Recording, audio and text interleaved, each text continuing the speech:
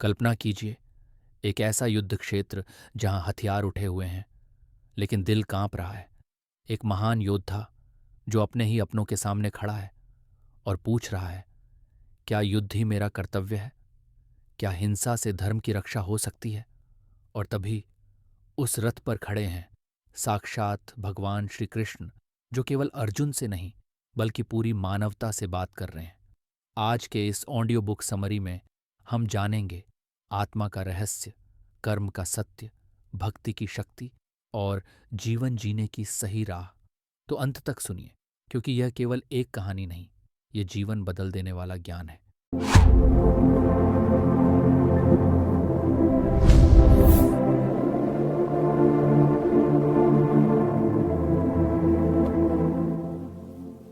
तो आज हमारे पास एक ऐसा ग्रंथ है जिसके बारे में लगभग सबने सुना है, लेकिन जिसे शायद बहुत कम लोगों ने उस नजरिए से समझा है जिस पर हम आज बात करने वाले हैं। हम भगवद गीता की दुनिया में उतर रहे हैं। हाँ, और खास तौर पर हम एसी भक्तिवेदांत स्वामी प्रभुपाद के अनुवाद भगवद गीता यथारूप को देख रहे हैं। बिल्कुल, हमारे पास इसकी भूमिका, प्रस्तावना और पहले 2 अध्याय हैं। और हमारा मकसद सिर्फ ये जानना नहीं है कि इसमें क्या लिखा है, बल्कि ये समझना है कि इस खास संस्करण को लिखने की जरूरत ही क्यों पड़ी, और ये कि ये हमें जीवन के सबसे बड़े धर्म संकट से निकलने का क्या रास्ता दिखाता है। तो चलिए शुरू करते हैं। सबसे पहला सवाल तो यही आता है कि इतना सारे अनुवाद पहले से थे, तो फिर यथारूप की जरूरत क्यों पड़ी? बिल्कुल, और ये सवाल बहुत जरूरी है। इसका जवाब हमें सीधे भूमिका में ही मिल जाता है। स्वामी प्रभुपाद बहुत साफ तौर पर कहते हैं कि उनके हिसाब से गीता के जितने भी मौजूदा अनुवाद थे, वो मतलब टिप्पणी करने वालों के अपने निजी विचारों से भरे हुए थे। अच्छा। उनका मानना था कि किसी ने भी गीता की जो मूल भावना है, उसका जो असली मकसद है, उसको नहीं पकड़ा था। तो उनका उद्देश्य क्या था? उनका उद्देश्य था गीता को बिना किसी मिलावट के यथारूप में पेश करना, ठीक उसी तरह जैसे गुरु शिष्य परंपरा में ज्ञान दिया जाता है। मतलब बिना कुछ जोड़े या घटाए। ये अपने आप में एक बहुत बड़ा दावा है। यानी ये सिर्फ एक और अनुवाद नहीं है, बल्कि एक तरह से मूल भावना को बचाने की कोशिश है। हाँ बिल्कुल, एक दावा है कि दूसरे लोग इसका मतलब बदल रहे थे और हम इसे असली रूप में वापस ला रहे हैं। तो फिर इस असली गीता के हिसाब से वो कौन से मूल सत्य हैं जिन्हें समझना सबसे जरूरी है? प्रस्तावना में 5 मूल सत्यों का एक पूरा ढांचा दिया गया है। ये एक तरह से गीता के दर्शन की नींव है। पहला है ईश्वर, यानी परम नियंत्रक, सुप्रीम कंट्रोलर। हाँ। दूसरा है जीव, यानी हम सब, नियंत्रित प्राणी। तीसरा है प्रकृति, ये भौतिक दुनिया। चौथा है काल, यानी समय। और 5वां है कर्म, कर्म यानी हमारे काम और उनके नतीजे। बिल्कुल। ये तो काफी दिलचस्प है। ज्यादातर दर्शन ईश्वर और जीव पर ही रुक जाते हैं। यहाँ प्रकृति और समय को भी बराबरी का दर्जा दिया गया है। इनमें कोई खास बात है? हाँ, और यही सबसे महत्वपूर्ण बिंदु है। इन 5 में से पहले 4, ईश्वर, जीव, प्रकृति और काल, इन्हें शाश्वत माना गया है, इटर्नल। हमेशा रहने वाले। हाँ, वो हमेशा से थे और हमेशा रहेंगे। लेकिन जो 5वां तत्व है कर्म, वो शाश्वत नहीं है। अच्छा, इसका क्या मतलब हुआ? इसका मतलब है कि हमारे कर्म और उनके फल स्थायी नहीं हैं। हम अपने कर्मों से अपने भविष्य को, अपने फलों को बदल सकते हैं। बस इसी एक चीज पर हमारा नियंत्रण है। वाह, ये तो पूरा नजरिया ही बदल देता है। मतलब कि हम जिन परिस्थितियों में हैं, वे शायद शाश्वत नियमों का हिस्सा हों, लेकिन हमारे हाथ में कर्म की चाबी है जिससे हम अपना भविष्य बदल सकते हैं। एकदम सही। तो इसी फ्रेमवर्क को ध्यान में रखकर अब हम उस जगह चलते हैं जहां ये सारा ज्ञान दिया गया, कुरुक्षेत्र का युद्ध का मैदान। पहले अध्याय में अर्जुन की मानसिक स्थिति क्या थी? पहला अध्याय शुरू होता है एक बहुत ही शानदार वर्णन से। दोनों तरफ की सेनाएं तैयार हैं, शंख बज रहे हैं, माहौल में पूरा तनाव है। और अर्जुन, जो कि उस समय के सबसे बड़े योद्धाओं में से एक थे, हाँ, वो अपने सारथी भगवान कृष्ण से कहते हैं, मेरा रथ दोनों सेनाओं के बीच में ले चलिए ताकि मैं देख सकूं कि मुझसे लड़ने के लिए कौन कौन आया है। और जैसे ही रथ बीच में पहुंचता है, अर्जुन की नजर सामने खड़ी सेना पर पड़ती है। और वो वहां क्या देखते हैं? अपने दुश्मन? नहीं, वो दुश्मन नहीं देखते। वो देखते हैं अपने दादा भीष्म पितामह। वो देखते हैं अपने गुरु द्रोणाचार्य, वो अपने भाइयों को, चाचा मामा को, मतलब अपने पूरे परिवार को अपने खिलाफ हथियार उठाए हुए देखते हैं। और बस इसी एक पल में दुनिया का सबसे महान धनुर्धर टूट जाता है। पूरी तरह से उनके शरीर और मन पर इसका जो असर होता है, स्रोत में उसका बहुत ही मार्मिक वर्णन है। कैसा? उनका शरीर कांपने लगता है, मुंह सूख जाता है, उनके हाथ इतने कांपते हैं कि उनका विश्व प्रसिद्ध गांडीव धनुष उनके हाथ से फिसलने लगता है। वो खड़े भी नहीं रह पाते। मतलब वो सिर्फ दुखी नहीं है, उनका पूरा अस्तित्व ही हिल गया है। बिल्कुल। वो कृष्ण से कहते हैं, मैं अपने ही परिवार वालों को मारकर मिले राज्य या सुख का क्या करूंगा? ये तो पाप है। तो वो लड़ने से मना करने के लिए सिर्फ अपनी भावनाओं का हवाला नहीं दे रहे, बल्कि कुछ तर्क भी दे रहे हैं। हाँ, और उनके तर्क बहुत मजबूत हैं। वो 4 मुख्य बातें कहते हैं। पहली, इस युद्ध से कुल का नाश होगा। जब परिवार के बड़े बुजुर्ग मारे जाएंगे तो सदियों से चली आ रही परंपराएं नष्ट हो जाएंगी। ठीक है। दूसरी, इससे अधर्म फैलेगा।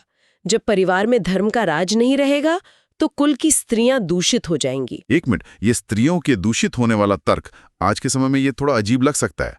अर्जुन की असली चिंता क्या थी यहाँ? बिल्कुल, यहाँ चिंता का स्रोत सामाजिक व्यवस्था का पूरी तरह से ढह जाना है। अर्जुन के तीसरे तर्क से ये और साफ होता है। वो कहते हैं कि इससे वर्ण संकर संतानें पैदा होंगी। वर्ण संकर? हाँ, मतलब ऐसी पीढ़ियों का जन्म होना जिनकी कोई सामाजिक या पारिवारिक पहचान न हो, कोई तय कर्तव्य न हो।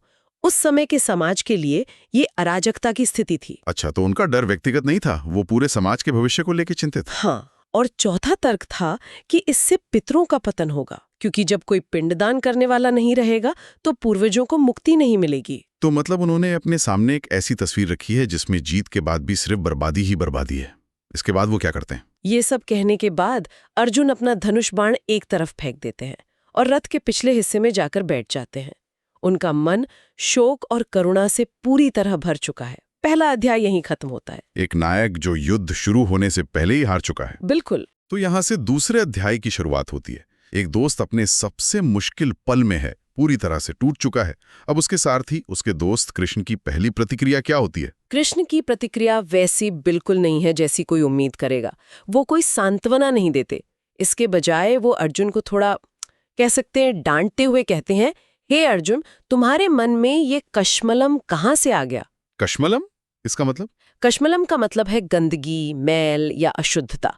वो कहते हैं ये व्यवहार उन लोगों को शोभा नहीं देता जो जीवन के मूल्यों को जानते हैं। इससे न तो स्वर्ग मिलेगा और न ही कीर्ति। रुकिए, ये तो बहुत कठोर प्रतिक्रिया है। कोई अपना सबसे बड़ा संकट बता रहा है और आप उसे गंदगी कह रहे हैं। कृष्ण यहाँ इतने असंवेदनशील क्यों लग रहे हैं? आपका सवाल बिल्कुल सही है, और यहीं से गीता का असली ज्ञान शुरू होता है। कृष्ण अर्जुन के दुख का इलाज नहीं कर रहे, वो दुख की जड़ पर हमला कर रहे हैं। दुख की जड़ पर? मतलब? अर्जुन का दुख इस सोच पर आधारित है कि मैं ये शरीर हूं और ये लोग मेरे रिश्तेदार हैं। कृष्ण इस पूरी सोच को ही अज्ञानता का मैल या कश्मलम कह रहे हैं। वो एक झटका दे रहे हैं। वो आगे कहते हैं, हृदय की इस क्षुद्र दुर्बलता को त्याग कर युद्ध के लिए खड़े हो जाओ। हृदय की क्षुद्र दुर्बलता यानी पेटी weakness of the heart. Wow! तो उन्होंने अर्जुन की नैतिक दुविधा को एक मामूली कमजोरी बता दिया। इसके बाद क्या होता है? यहीं पर वो श्लोक आता है जो शायद पूरी गीता का सार है। कृष्ण कहते हैं, तुम विद्वानों की तरह बातें तो कर रहे हो, लेकिन उन चीजों के लिए शोक कर रहे हो जो शोक करने के लायक ही नहीं है। शोक करने के लायक ही नहीं है। जो बुद्धिमान है वे न तो जीवित के लिए शोक करते हैं, न ही मृत के लिए। ये लाइन तो सब कुछ बदल देती है। इसका क्या मतलब है? क्या भावनाएं रखना गलत है? इसका मतलब ये नहीं कि भावनाएं गलत हैं। इसका मतलब है कि अर्जुन की भावनाओं का जो आधार है वो गलत है। कृष्ण समझाते हैं कि तुम जिसे मैं, तुम या ये राजा समझ रहे हो, वो असल में तुम हो ही नहीं। तो फिर मैं कौन हूं? तुम आत्मा हो। कृष्ण कहते हैं, ऐसा कोई समय नहीं था जब मैं नहीं था या तुम नहीं थे या ये सब राजा नहीं थे, और ऐसा भी कोई समय नहीं आएगा जब हम नहीं रहेंगे। तो ये आत्मा की अमरता का सिद्धांत है। लेकिन कृष्ण इसे अर्जुन को कैसे समझाते हैं ताकि ये सिर्फ एक किताबी बात न लगे? वो 2 बहुत ही सरल उदाहरण देते हैं। पहला, जैसे एक व्यक्ति इस शरीर में बचपन से जवानी और फिर बुढ़ापे में जाता है, वैसे ही आत्मा मृत्यु के समय एक शरीर को छोड़कर दूसरे शरीर में चली जाती है। शरीर बदल रहा है पर देखने वाला वही है। बिल्कुल। और बुद्धिमान व्यक्ति ऐसे परिवर्तन से भ्रमित नहीं होता। फिर वो दूसरा उदाहरण देते हैं, जैसे हम पुराने कपड़े उतारकर नए पहन लेते हैं, वैसे ही आत्मा पुराने शरीर को छोड़कर नया शरीर धारण कर लेती है। वो बस एक कपड़े की तरह है। एकदम सही। वो कह रहे हैं कि जिस चीज के नष्ट होने से तुम डर रहे हो, यानी शरीर, वो तो वैसे भी नश्वर है, और जो तुम्हारी असली पहचान है, यानी आत्मा, वो अविनाशी और शाश्वत है। उसे कोई नष्ट नहीं कर सकता। उसे कोई हथियार काट नहीं सकता, आग जला नहीं सकती, पानी गीला नहीं कर सकता। इसलिए जिसे तुम मारना समझ रहे हो, वो असल में हो ही नहीं सकता। तुम किसी की आत्मा को मार ही नहीं सकते। तो संक्षेप में कृष्ण का पहला उपदेश अर्जुन के दुख को एक तरह से अमान्य कर देता है। वो ये नहीं कह रहे कि चिंता मत करो, सब ठीक हो जाएगा। नहीं, बिल्कुल नहीं। वो कह रहे हैं तुम जिस चीज के लिए चिंता कर रहे हो वो तुम्हारी अज्ञानता है। ये एक तरह का दार्शनिक ऑपरेशन है, समस्या को हल करने के बजाय समस्या को ही भंग कर देना। अगर अर्जुन ये समझ जाएं कि वो और उनके सामने खड़े लोग शरीर नहीं बल्कि शाश्वत आत्मा हैं, तो उनके शोक का, उनके डर का कोई आधार ही नहीं बचता। बिल्कुल, और यही वो नींव है जिस पर गीता का कर्मयोग, ज्ञान योग और भक्ति योग का पूरा महल खड़ा होगा। आज की इस बातचीत से एक बात तो साफ है, भगवत गीता की शुरुआत किसी पूजा पाठ या धार्मिक नियम से नहीं होती। इसकी शुरुआत होती है एक इंसान के सबसे बड़े मानसिक संकट से। एक ऐसी स्थिति जहां कर्तव्य और भावनाएं एक दूसरे के खिलाफ खड़ी हैं। और कृष्ण का पहला जवाब कोई आसान समाधान देना नहीं है, बल्कि उस संकट को देखने का पूरा नजरिया ही बदल देना है। हाँ, वो अर्जुन को जमीन से उठाकर 30,000 फीट की ऊंचाई पर ले जाते हैं और कहते हैं अब यहाँ से देखो, जिसे तुम जीवन और मृत्यु का भयानक खेल समझ रहे हो, वो असल में शाश्वत आत्मा की एक यात्रा का छोटा सा पड़ाव है। ये बात हमें सोचने पर मजबूर करती है। हम सब अपनी जिंदगी में रोज किसी न किसी कुरुक्षेत्र में खड़े होते हैं। सही बात है। चाहे वो दफ्तर का कोई मुश्किल फैसला हो या परिवार का कोई विवाद, हम भी अर्जुन की तरह अक्सर अस्थायी रिश्तों और परिणामों को देखकर दुखी होते हैं। और शायद यही गीता का पहला और सबसे बड़ा सवाल है जो हर किसी के लिए है। जब तुम अपनी समस्याओं को देखते हो तो तुम किस स्तर से देख रहे हो? क्या तुम सिर्फ शरीर और भौतिक दुनिया के स्तर पर देख रहे हो, या तुम खुद को एक शाश्वत आत्मा के रूप में देख पा रहे हो जो अपनी यात्रा पर है? अगर हम सिर्फ ये एक नजरिया बदल लें तो क्या हमारे आज के फैसले, हमारे आज के दुख वैसे ही रहेंगे, या फिर अर्जुन की तरह हमें भी सब कुछ एक बिल्कुल नई रोशनी में दिखाई देगा? ये एक ऐसा सवाल है जिस पर सोचने के लिए गीता हमें छोड़ जाती है। तो मित्रों, आज आपने केवल भगवत गीता की कहानी नहीं सुनी, आज आपने अपने ही जीवन का आईना देखा है। हर इंसान के अंदर एक अर्जुन होता है, जो डरता है, जो उलझता है, जो रास्ता ढूंढता है, और हर अर्जुन के जीवन में एक कृष्ण भी होता है जो हमें सही दिशा दिखाता है। अब मैं आपसे कुछ प्रश्न छोड़कर जा रहा हूँ। आज आपके जीवन का सबसे बड़ा संघर्ष क्या है? आप किस बात से डर रहे हैं? और अगर कृष्ण आज आपसे बात करें तो आप उनसे क्या पूछना चाहेंगे?